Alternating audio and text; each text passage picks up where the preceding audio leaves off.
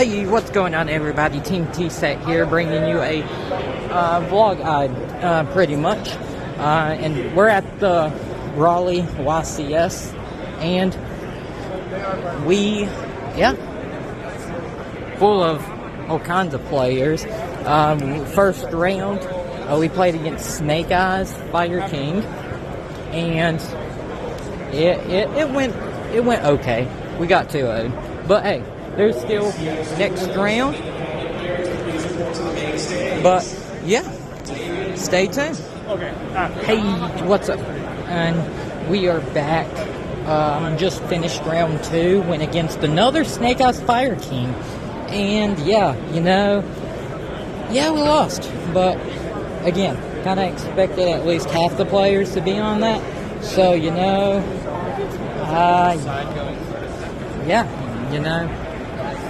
it happens, but stay tuned for round 3 and round 4, or so on. So we're gonna play out the event, but stay tuned. Hey, round 3 just got finished, and you just sometimes open up the nuts and the bricks, but we took it. I'm gonna get some cards from this vendor right here, but I will keep you updated. And hey, and we're back. Round 4 just happened, and we lost against Dark World. Yeah, but it happens. There's still a lot of people though, but we're gonna keep playing through the events. A wild MBT has been spotted, along with one of his conspirators. But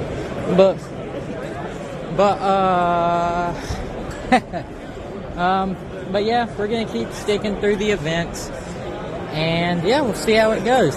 We're playing Runic Stun, so of course, definitely gonna be quite hectic trying to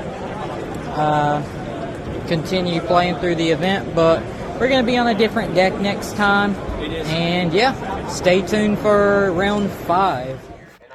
Hey, what's going on, YouTube? Team T-Set back, and we're back from YCS Raleigh. We played 5 rounds, and the deck did perform. We went 2 and 3, but again, we played first 2 games against Snake Eye Fire Kings. Or no, we played first game against Snake Eye Fire King, second game against Pure Snake Eyes, then third game against Heroes, fourth against Dark. That deck got hand looped. Dark deck, and then 5th round was a bye round. So but I'm not going to say the deck underperformed. I think it did perform quite well. Of course, as you can see here, this was pretty much the main deck, sideboard, and extra deck. We played Runic Stun. There is definitely some changes would do to the deck.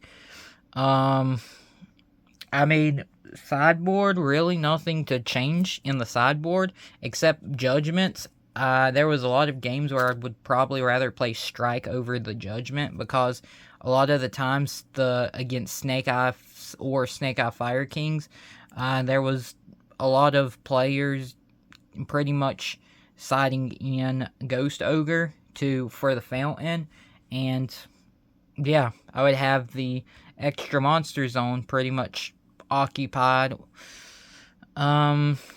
with something like a Gary. They would do it on resolution, and so they declare battle, and then obviously I would go activate a runic spell card, summon, and then chain, and then pretty much have use Fountain to shuffle back, and they would activate Ogre. So I'd much probably would have played Strikes, but I've kind of figured though that Solemn Judgment was in there for spell traps like Cosmic Cyclone, Harpy Feather Duster, Lightning Storm, stuff like that. D-Shifter, funny enough, actually was at the game that it, well, actually, there was none of the games I actually saw this. I cited it in plenty of times, but actually never saw it, funny enough. Of course, the deck's unsleeved right now, but, because he just unsleeved it. But, yeah, D-Shifter actually came in, I believe, one game. It came in pretty clutch. Because, again, going second, all I have to do is D-Shifter their first turn against... But it was mostly for Snake Eye Fire King. But mostly it's D-Shifter on their turn. They pass turn after. And then we set up Fountain. And then pretty much do, like, Duality, Prosp, or just shenanigans like that. Yeah, most of the time, either would have opened up Runic Fountain in hand, or search it off Planet Pathfinder.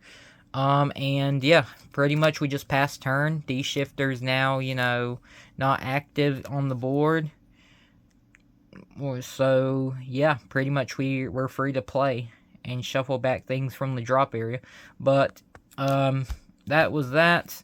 Raw Sphere mode definitely didn't really side it in as much, but still came in. I mean, it was good. We're playing Stun.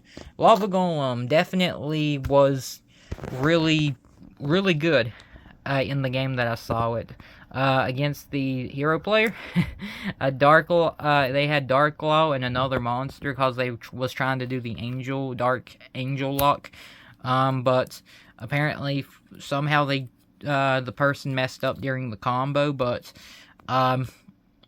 yeah, I pretty much just Lava Golemed their card and then just proceeded to flashing fire it, pop it, make a mill, and then bada bing, bada boom. And then evenly matched. Just generically good card. So yeah, that was pretty much the sideboard. The main deck, I mean, literally both games in round 3. Again, I didn't really see much of many cards in the Fire King or Fire King Snake Eye matchup. But Skill Drain was good. I mean, literally in both games against the one player, I had Tikaboo and Skill Drain and Gozen match. So, yeah. They were pretty much just like, yeah, you know what? Well, let's go game 2. Opened up these 2 cards and flipped both of them. And he's like, yep, you know what? You just have it. So, sometimes stun decks be that way. But, yeah, Rivalry, it's okay in this deck. It wasn't as, I didn't really see it as much, but, or the game that I did see it in, it, kind of didn't really phase the opponent. So, this card definitely did a whole lot. So, I mean, literally, it just, draw, and yeah. Upstart Goblins, obviously, these cards just, now at 3, it's like, hey, draw a card. I mean, who doesn't love to draw cards? Actually never went into town with that card, so it was completely fine. 2 Runic, obviously, onto the Runic stuff, Runic Fountain, obviously you play 2 of, but each time I had played it in the Fire King Snake Eye or Fire King matchup, it always got pretty much Ghost Ogred, so yeah, but it happens. Obviously, 3 tips, never got Ash Blossomed on the tip.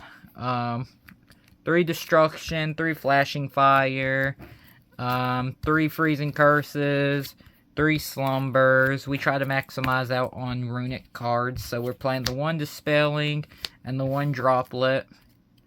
And then 3 Potted Duality, because we're playing Stun deck. And then 3 Potted Prosperity, which there was only one game where I actually bricked on this card. Yeah. I mean, but it works. It searches. So if we don't see Duality, we can use Prosperity to pretty much search. So that definitely worked. And then for the remaining spell cards in the deck, Reasoning, cause on and Call by just yeah, it's just a good card. And Reasoning was just there because for something like these cards, if I needed to, like, pretty much, like, for example, say, like, you normal summon and then special summon like this, we can Xyz summon for Baguska as a floodgate. We could Xyz summon for this or Tornado Dragon in, like, the mirror match. Or the only time we were pretty much only getting a battle phase was if we went Reasoning, summon that, and then normal summon another one, and then slap on this Light Dragon at Ignister card.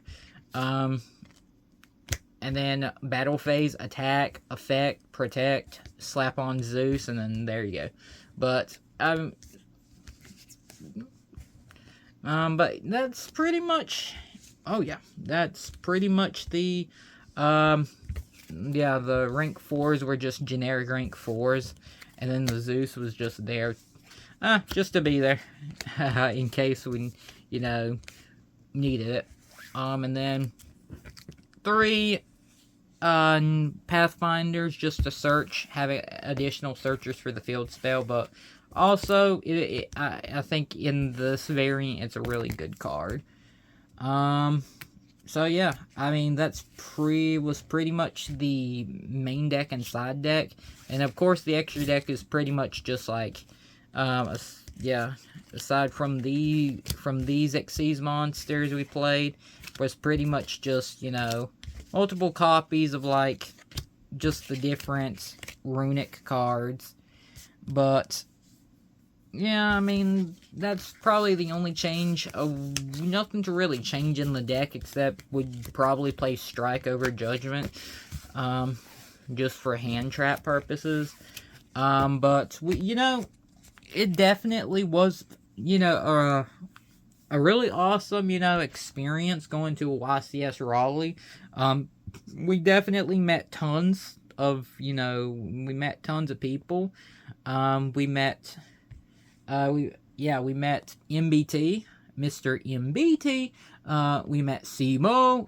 We met Team Samurai X, and we met Pac 2 or Pac. But yeah, we picked up some cards also. Like, for example, we got the Thunder Dragon Colossus signed by Team Samurai X. We got the pack signed Turbulence. We picked up a Firewall Dragon QCR, Verte Anaconda, funny enough. Jackalope, Platinum Gadget, Ib. We picked up, a Proxy Extravagance, but we got that for free off of someone.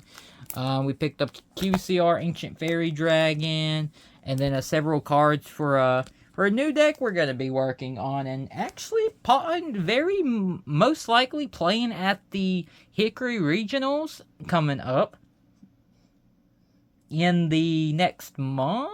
No, in the next month and a couple weeks. So yeah, so about, like a month or two. But yeah, definitely stay tuned for that. But it was so awesome.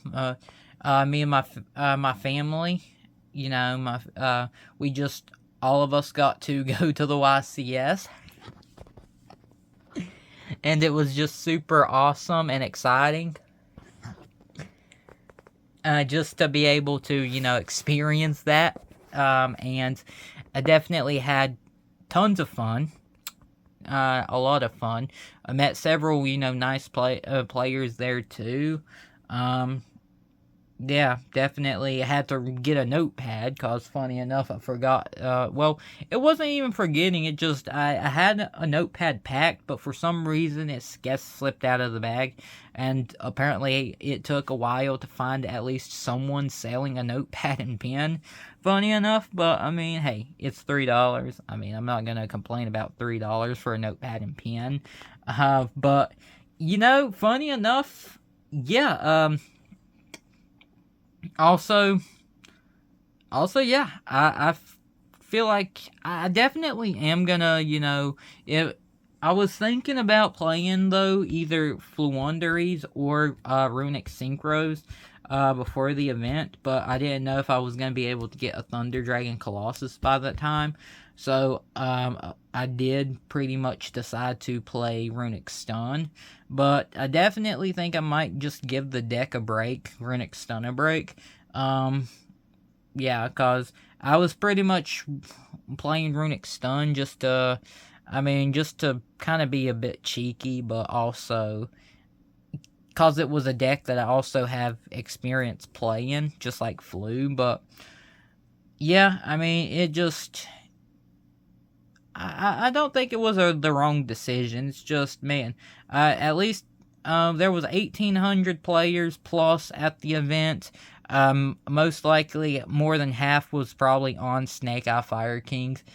But yeah, it definitely was a fun experience to go, and definitely, if any of y'all, watching can, definitely go to a YCS or regional, or even go to locals. Any experience playing is just really fun. I mean, you'll have your, toxic players too, but you'll have your nice players too. And especially if you're trying to, also kind of grasp the a new deck you're playing, yeah, there's players who can help you too with that.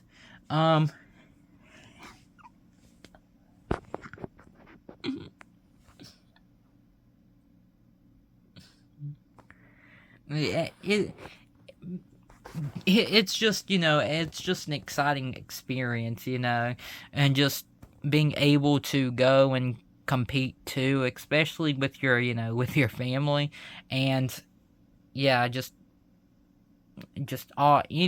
anything with your family is just exciting. Just be.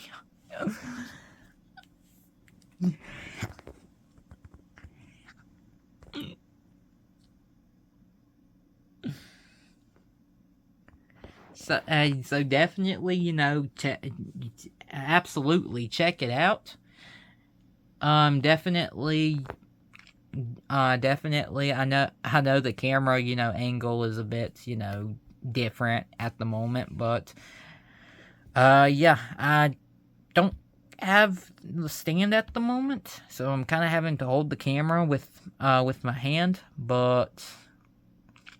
Yeah, I mean, definitely just, wanting to kind of recap the event as a whole. Yeah, I definitely will be taking a break from this deck. Funny enough, I had someone ask, how many cards do you play? This is pretty thick. A thick deck. I'm like, oh, I only play 40, but it's double sleeved, so. But yeah, that was funny too, hilarious. And also something else hilarious. Concessions are actually, pretty good at the event. I only got, we only got like a drink or like a snack or something, but for concessions are pretty good too. So, yeah. But a lot of vendors are there too. Now, don't buy overpriced cards, guys. And girls, do not buy overpriced cards. Like, make sure you, cause vendors, what happens is you'll definitely have some vendors who will definitely overprice cards. That's a no. You don't buy overpriced cards. Then you'll have sellers who want to buy cards from you. Sure, if you want to get, off of some cards, then sure. and there will be, sellers there or people who want to trade. So definitely look for, if you can't find cards from those, the traders or the, sellers there, then sure, buy from vendors. But make sure you're buying a reasonable price card, because, there should be no reason for people to overprice cards. Like this QCR Ancient Fairy Dragon, I picked up for like $10, and at the time of, at the time of this, the event where I picked this card up at, it was going for $16. I picked it up for 11, and no, I picked it up for 10. But some vendors wanted like 17, 18 for it, and I was just like, I'm like, okay. So, yeah, definitely do not overpay for your cards. And, yeah, just also, you gotta be smart when you go to those events, because, again, you definitely also need to make sure you're well prepared, because you can't use your phone to do point counters, well, not yet anyways. Fun fact, we're actually going to be able to, soon, on the Neuron Yu-Gi-Oh! Point calculator app, but, yeah, Neuron calculator app, yeah, the Yu-Gi-Oh! App, but yeah, and just be smart, and don't try to, don't try to overpay for cards.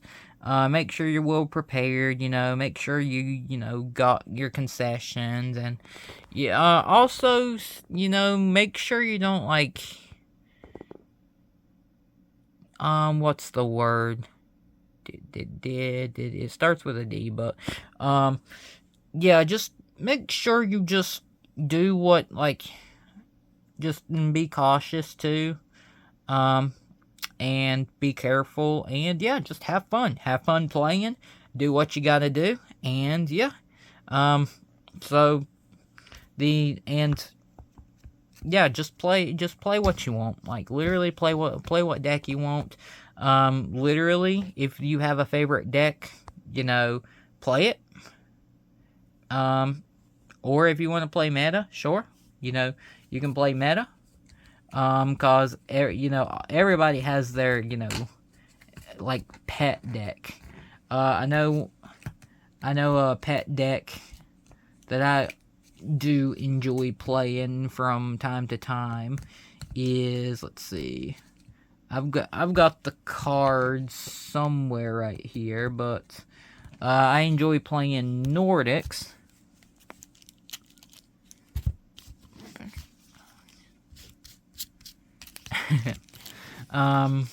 So yeah, fun deck. It may not be the most competitive, but pretty fun deck.